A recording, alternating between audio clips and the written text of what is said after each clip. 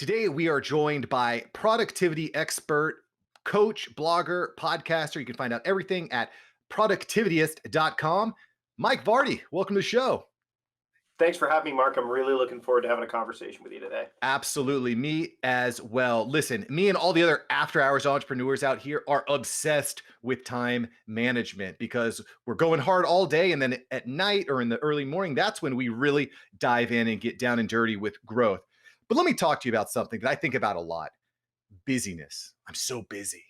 I've got two kids. I got all this stuff going on. What's the difference between being busy and being productive? Well, I think there's this quote. I think Oscar Wilde said, "Anybody can be busy. The answer busy. What are you busy about?" I think that's the thing. Is that busy?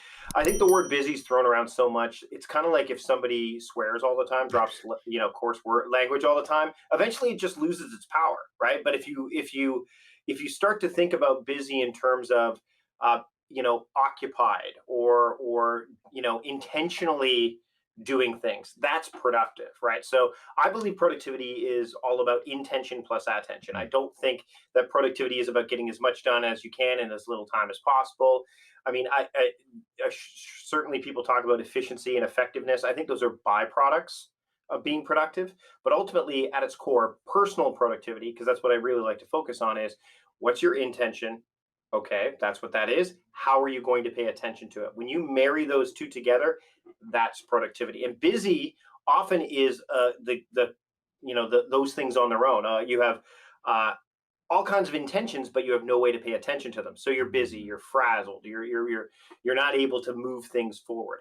The other side of that coin is you have a whole bunch of things grabbing your attention, but they're not the things you actually intend to do. That's also busy because you're doing these, you're checking email, you're checking social media, you're doing the little easy quick win things so that way you can actually feel productive, but really you're not, because that's why I'm not a big fan of inbox zero. I hear this term inbox zero. I got my email down to zero. I'm like, that's great. What else did you do today? And they're like, well, what do you mean? I got my email to zero. I'm like, but what substance was there? And so I think that ultimately, when you start to hear the word busy, if you catch yourself saying that word, then think about, like, well, what am I busy about? Am I actually doing the things that I intended to do? Am I giving them the attention they deserve so I can get the outcomes that I want?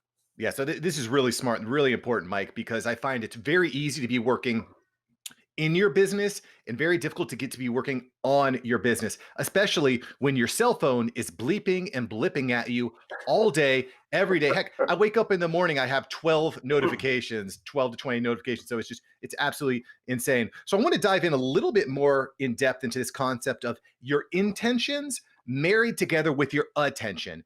How can we get clear on that? I think a lot of people are pretty clear on their intentions, generally speaking. I want to make money. I want to reach more people. I want to, it's so on and so forth. How do we marry those two together? What are some ways that we can get clear? Well, one thing you can do is you can start to break down their projects to their smallest particles. So a lot of people, you just said, I want to make a lot of money. That's not super clear. Okay. I mean, it's an outcome, Mhm. but it's not like, how are you, like, so my intention is to make a lot of money. Well, what leads to that, right? So for example, if you for what you do, like the app, after hours podcast, let's say I want to make the after hours podcast, I want to make this podcast, the After Hours Entrepreneur podcast, the best podcast it can be. Okay, that's your intention. That's a better intention than I want to do a podcast, Yeah. because it's clearer. You've heard of SMART goals and all that stuff. You can incorporate that into it. In fact, one of my friends, who's an Olympian, a Canadian Olympian, Adam Creek, he's got this book called The Responsibility Ethic. I think that's an even better. He kind of digs deeper into smarter goals and makes them a little bit more valuable to this day and age. I think you should check out that book as well. It's called The Responsibility Ethic. But back to what I was saying.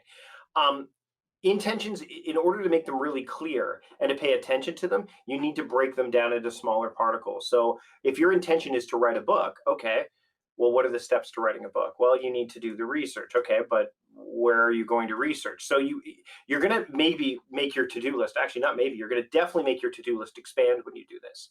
And then you have to break past the bias of, oh, there's no way I can do all this stuff today. Well, number one, no one's asking you to. Number two, it's exactly the same amount of tasks that you had beforehand. They're now just visible to you. Mm. You've made the invisible visible. So when I was writing my book, I didn't put down write book. because my brain would go, write a book. I can't do that Right. today. But if I, you know what I mean? But that's what your brain Right. does. So you have to say, I want to write 500 words today. Well, that's doable, right? Or I want to come up with a cover design. Or I want to hire someone to do the cover. Like there's all these little things, so you need to take the time to break that down, and then when you do that, you'll be able to pay attention to it because your brain's not going to play tricks on you. It's You're going to be able to do things, as you were saying, in those. I'm a night owl, so in the wee hours of the morning I can look at my to-do list and go, oh, I could do that, I can do that, and I'm making measured progress towards my goals, my projects, my intentions as a result. So don't get fooled by the, oh my god, my to-do list is really long because Mike told me to break down my projects into their smallest particles. It's the only way you're going to be able to pay attention to those things and make sure they don't fall through the cracks. And like you said, you got to figure out what the next step is. You got to prioritize, right? And that can be really difficult to do if you're not clear on what your tasks are. Thank you so much for watching. I'm glad you enjoyed this episode. I got several other episodes right here for you. Smash one of these videos to make sure that you don't miss out on the tips, tools, and tactics of industry experts. Let's take that side hustle full time. Smash one of these links.